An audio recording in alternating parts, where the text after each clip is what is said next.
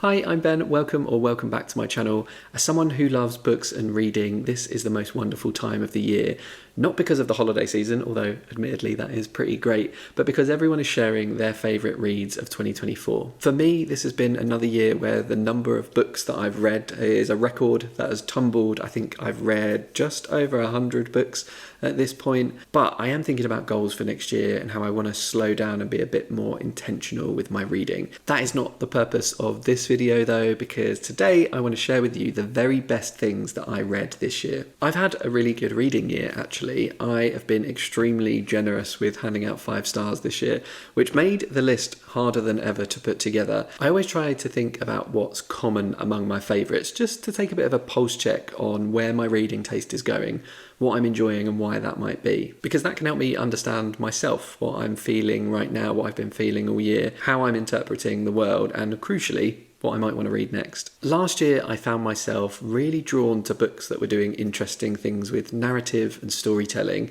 This year, though, my list is very much dominated by books with a sense of humour, ones that made me laugh but also made me think. I wonder if that is in part to do with the fact of how heavy this year was. There have been an extraordinary number of elections around the world. I think more than half the world's population voted this year, and that's come at a time of continued economic misery, awful atrocities and wars around the world, and let's face it, just a lot of shit. That stuff can be very mentally and emotionally taxing, and so books that have not shied away from the hard things but have also given me permission to smile or have reminded me of the power and importance of books and words and art, those have been really appealing and a real comfort. And I think that comes through in my top 10. You are not here for shoddy geopolitical analysis though, you are here for the books, so let's get into those. And we're going to start with some honourable mentions. These are books that didn't quite make my top 10, but might have done on a different day when I was compiling this list. I'm not going to say much, if anything, about these books, and I'm sharing them in no particular order. My honourable mentions are They're There by Tommy Orange, The Offing by Benjamin Myers. This is my annual Ben Myers and my annual mention of him in my favourite reads of the year video, although this is the first time that he has missed the official list. Official. A Visit from the Goon Squad by Jennifer Egan, My Friends by Hisham Matar, All Fours by Miranda July, and then 2 books that I don't have to hand physical copies of to show you are Pet by Catherine Chidgey and Brotherless Night by Vivi Ganeshananthan. Those were all fabulous reads for me, and I'd really highly recommend picking them up. They just missed out by a hair's breadth making it into my top 10 this year. But I am now very excited to introduce you to my top 10 reads of 2024. At number 10 is a book that isn't actually in this pile because it's a book I borrowed from my local library, and that is The Secret Lives of Church Ladies by Disha Philior. This is a book that came out a few years ago. It was a finalist for the National Book Award, but I only just picked it up this year, and it is a set of unconnected short stories. I think it's actually a minor miracle that a set of stories like that has made it into my favourite reads of the year. I don't mind short stories, but they tend to be a little bit hit and miss for me. I prefer like a novel in stories, or if it is going to be a set of stories, for them to be a bit more fantastical, a bit more playful, something like Ted Chiang or George Saunders. But this is a set of stories that is very much based in the real world. It's about love and relationships, both familial and romantic, among a number of like Southern American women. And I just thought it was an excellent demonstration of Philior's ability with voice, because it has 9 stories and each story has characters that are just so distinctive and so real and just jump off the page. And I was captivated by every single one of them. I really loved it. It's a book that actually sounds like it might be a little bit pious because of the title. I thought maybe these are going to be very religious tinged stories, but they're not at all. They touch on all sorts of subjects. And yeah, I can't recommend this enough. If you are not someone who's sure about short stories, this is the book to win you over. At number 9 is a book that has surprised me by appearing on this list because I didn't expect to like it as much as I did, but it has really stuck with me, and that is Good Material by Dolly Alderton. I've talked on this channel before about being a Dolly denier, but I've done a real 180 and I am now a dedicated Dolly devotee. This is a story of a struggling comedian called Andy, whose girlfriend, who I think he's engaged to, breaks off the engagement, breaks up with him and leaves him. And he doesn't understand why in the slightest. And it really sends him into a spiral questioning his lifestyle, his life choices, the time he feels like he might have wasted because he put all of his eggs in the basket of this woman he loved. And I just think it is a really enjoyably written, funny, surprisingly deep story about our relationships and what is unknowable about those around us, coming to terms with things that are really difficult, how our lives have changed and how we're very different from who we were 10 years ago when we were last single, if you've been in a 10-year relationship. I listened to this one on audio and just had a fantastic time with it. If you are tempted to pick this one up, I would go in without reading any reviews because there is something that happens that I think is a bit of a spoiler, but people really like to talk about. Yeah, I just found it great. My 8th favourite read of the year was Home Fire by Camila Shamsi. This is a former winner of the Women's Prize and it has sat on my shelf for so long and I've taken my sweet time picking it up, but I'm so glad that I finally did because it is an absolute corker. This is a retelling of a story that I won't say what the original is, not because I don't remember, obviously I remember, but because I read it without knowing it was a retelling and I thought that added to my experience because there's lots of twists and turns here. And because I didn't know what the original was, I did not expect them. I did not see them coming. And they shocked me in a really deeply emotional way. And I wouldn't want to rob you of the ability to have that experience with this book. This is about 3 British Pakistani Muslim siblings who live in the UK. The eldest sister has taken on a bit of a parental role because the parents are no longer around. She and her younger sister have to deal with the fact of her brother becoming radicalized because he ends up traveling to the Middle East to join a training camp for a Islamist extremist organisation. The book is told from a number of different perspectives. So we start with the eldest sister, but then we move through different family members and a few people connected to the family.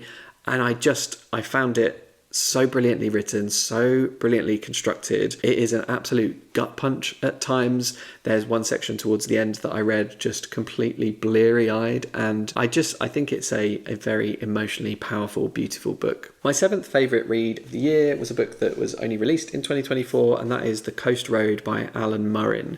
This is a debut novel from an Irish novelist, and I think it's been woefully underappreciated, especially by prize lists, because it's just a cracking read, and I was surprised not to see it on, for instance, the Booker long list. This story is set in a small Irish village on the coast, and it's about 3 women in 3 very different marriages. The book starts at the end, and the police knock on the door of one of these women because there is a fire happening in the distance, and despite that distance, she seems to know which building it is and what might have happened. And of course, the police want to know more. Then we jump back 6 months, and the inciting event for this whole novel really is the return of one of our central characters who had previously divorced her husband, left the village and gone to pursue a life of art and bohemia. But owing to financial trouble, she is back and she's trying to reconnect with her child. We move between the perspectives of the 3 different women who all have very unique voices. I think they're very deeply written. This is a book that kind of disproves the idea that it is impossible for men to write women well, because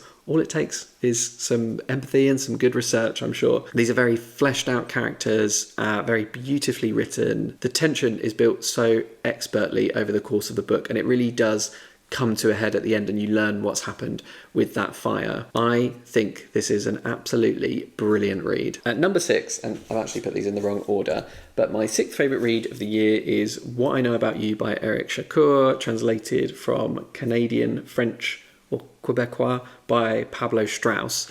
I read this for a couple of reasons. One, that it was shortlisted for the Giller Prize, which is the Canadian equivalent of the Booker.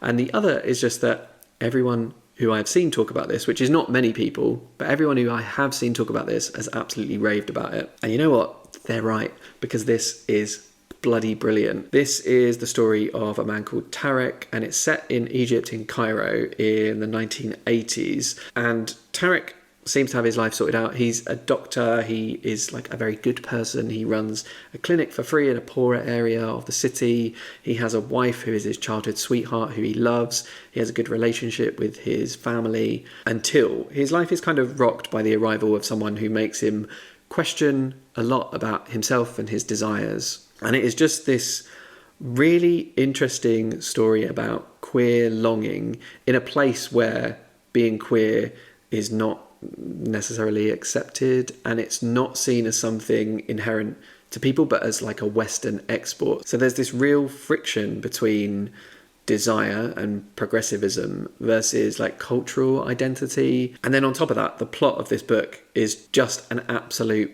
ride. The plot of this novel, if I were to describe it to you, does feel like it wouldn't be out of place on a soap opera, because there are so many like twists and turns and reveals, but it's so beautifully written. It just works. It's like the perfect marriage of literary fiction and like a soapy melodramatic story, and I loved it. My fifth favourite book of the year was one I read back in March, I think, and that is Tom Lake by Anne Patchett. It's not here just because the cover is so beautiful, although it doesn't hurt. It's here because this is just a wonderful, wonderful story. It's a book set in lockdown, but very gently so. Like COVID and lockdown is not the centre of the story. It's not about that. But it affords the opportunity for this older woman's daughters, her adult daughters, to return home to their working farm and hear stories from her life, and principally about her experience taking part in theatre productions at a place called Tom Lake, where she performs in a play called Our Town, which I'm not familiar with. I've heard that if you are familiar with it, and it's like very much woven into the fabric of sort of US education, that it can really heighten your experience of this book. I loved it nonetheless. But when she was at Tom Lake performing in Our Town, she briefly dated a man who later went on to become a big movie star. And I just found the telling of that story really beautiful, because it's about what she can share with her daughters, the things that she holds back. There is a gentleness to what she is describing and telling, and how she feels about it, and how her daughters are extremely excited because this man is a movie star and they're wondering what could have been. But she doesn't regret how things turned out at all, because she loves her life, she loves her daughters. And that trade-off between, I guess, many potential realities when you're in your 20s, like where your life could go, I think that's a really interesting thing to think about and reflect on. And yeah, Anne Patchett's writing is just wonderful. So yeah, I love this a lot. Number 4 is the oldest book on this list, and that is True Grit by Charles Portis. And the reason this book is here is, one, it's just very, very good, but mostly it's because of the force of nature, the ball of energy that is its central character, Mattie Ross.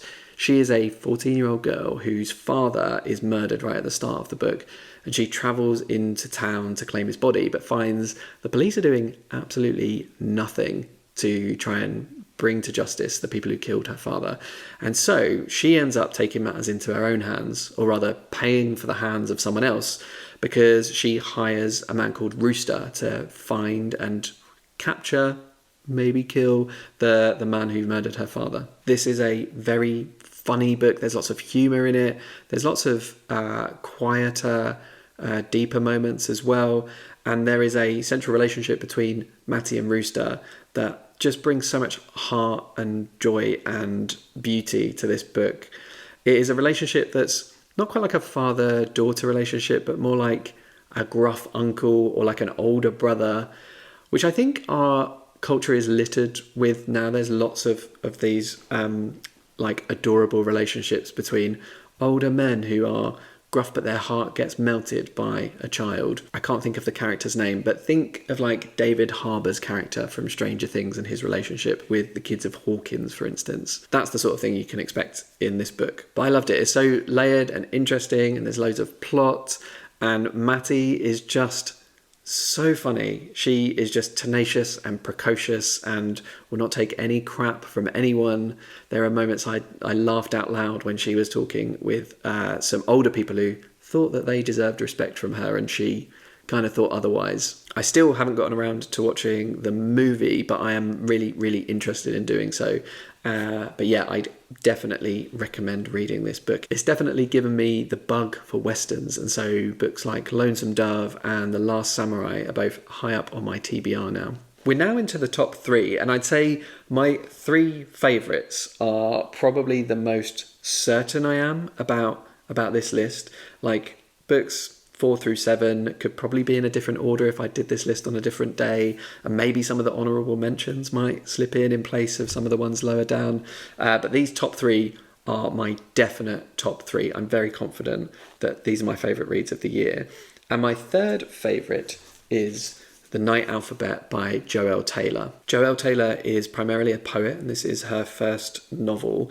And it's kind of a novel in stories, but it is very much held together by this central plot of a woman called Jones, quite far in the future in London, heads to an old school, to them, tattoo parlour, where she asks to get one last tattoo connecting her different tattoos that she already has on her body of like different images. She wants them connected by one thin line with tattoo ink that is mixed with some blood. And as she gets this tattoo, she tells the story of each of the tattoos that are being connected. Stories that are from different times and places and perspectives, because she has this strange ability that runs in the maternal line of her family where she can experience rememberings, and she falls into the lives of other people. And the stories she tells are of working class people, of disaster, of abuse, of gendered violence.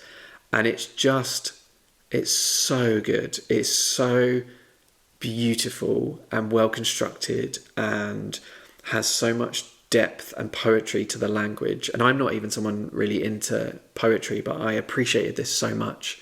And my appreciation for it was deepened by the fact that I saw Joelle Taylor perform some extracts from this. So there were like staged performances put on around the UK, and it made me love the stories that I hadn't quite loved but really liked.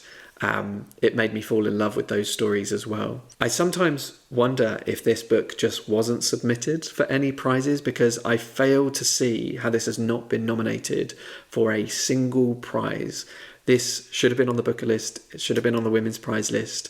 It probably should have won the Goldsmiths because it is so inventive and glorious. And I just cannot recommend picking this book up enough. Everyone who I know who I've recommended it to has really loved it. It is a little more impenetrable than like some easy reads that I would normally recommend to people, but it is so worth it. What an absolute banger. My second favourite read of 2024 is one that was number 1 for a huge portion of the year, but just fell into second place towards the end, and that is James by Percival Everett. This is a book that will not be new to you. You will have seen it absolutely everywhere. It is a book that's been a huge critical and commercial success, and deservedly so, but it is a retelling, although Percival Everett wouldn't call it a retelling. I can't remember the word he used to describe it, but it is effectively a retelling of Huckleberry Finn from the perspective of the runaway slave Jim. It is an adventure novel, it is a satire, it has some really clever things to say about language and the power of writing, the power of reading. It made me laugh, it made me gasp. There are some very high tension moments that will have you just like desperate to read on to find out what happens and how it turns out. And there are some interesting choices made, particularly towards the end, which I am surprised there has not been more like pushback on, but I'm glad there hasn't been. But yeah, some tweaks to the original story which are quite provocative. I've said a lot more about this book in a standalone review, which I will link down in the description. But if you haven't read this yet, I don't know what you're waiting for. Every single person who has read it loves it, and I think you will too. It is bloody brilliant. We've now come to my favourite read of 2024, which is Glorious Exploits by Ferdia Lennon. This may not come as a surprise because this is another book that I've done a standalone review for, and I'll link to that down in the description. But this is set in ancient Sicily during the Peloponnesian War, just after a battle that the Sicilians have had with Athens. And although they won that battle, the city of Syracuse is experiencing a lot of privation as a result of the resources used in the war, a lot of the men that they lost defending the city. And so there's a lot of misery here. But the book is told with a lot of humour. Some of that is just from the way that it's told, so it might seem unusual, but this book is not written with stuffy English, it's written with a very Irish voice. There is modern Irish turns of phrase and slang. The way the characters speak is very Irish, but it absolutely works. Like, if you're writing something not in the ancient language of the place it came from, then it's kind of arbitrary how you write it, so why not in Irish? The story centres two out-of-work potters, Lampo and Gelon. It's narrated by Lampo, who is just this ball of energy, and Gelon, who has a very deep sadness, but decides that to bring a bit of joy and beauty to a very destitute and horrible situation, he wants to put on a play with the Athenian prisoners that are kept down in the quarry. They obviously have no choice in this. And so the book is largely the preparation and staging of these plays. It's full of tension, it's full of humour. It is a book about glimmers of beauty and art within the context of deep sadness and deprivation. I absolutely adored it. It was not only my favourite book of the year, but I think it might be one of my favourite books that I've ever read. I am pleased to see this one getting some love. It's won a few prizes, like the Waterstones Debut Novel Prize and the Bollinger something or other comedy prize. It's very funny, but it'll punch you right in the stomach as well, and I adored it. It is absolutely brilliant. That's a wrap on my favourite reads of 2024. I hope you enjoyed the video. If you did, please do hit like. And if you'd like to see more from me, then hit subscribe. And I publish a video about once a week. Do let me know down in the comments what your favourite reads of 2024 have been. And let's have a chat about it. But until next time, toodles.